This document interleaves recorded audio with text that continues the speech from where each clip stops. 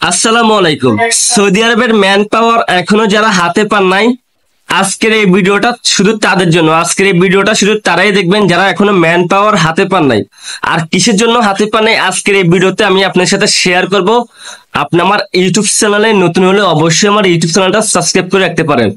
এরকম নতুন নতুন ভিডিও সবার আগে পাওয়ার জন্য অবশ্যই বেল আইকনটা বাজিয়ে রাখবেন। তো সাবস্ক্রাইব করার জন্য ধন্যবাদ। তো আজকের এই ভিডিওতে আমি বলবো কিসের জন্য আপনি এখনো ম্যান পাওয়ার কার্ড হাতে পান নাই। 1-2 মাস 3 মাস হয়ে গেছে এখনো হাতে পান নাই। দেখেন, আমি অনেক এজেন্সির সাথে কথা বলছি। আমি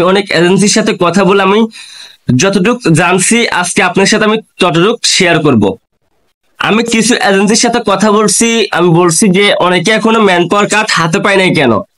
তো ওনারা আমাকে বলছে যে কিছু কিছু এজেন্সির কাগজপত্র ঠিক নাই, লাইসেন্স নাই, ওসব এজেন্সিরা কিন্তু জমা দিতে পারতেছে না।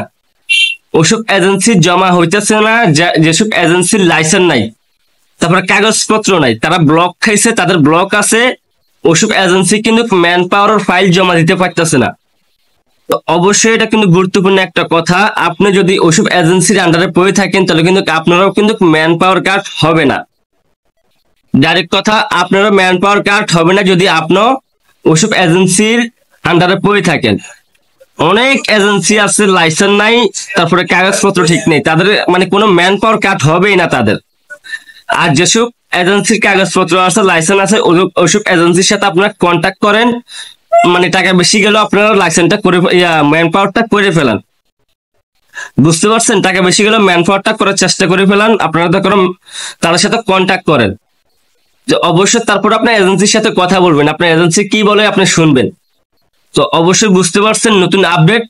ভিডিওটা ভালো লাগলে শেয়ার করে দিন। তো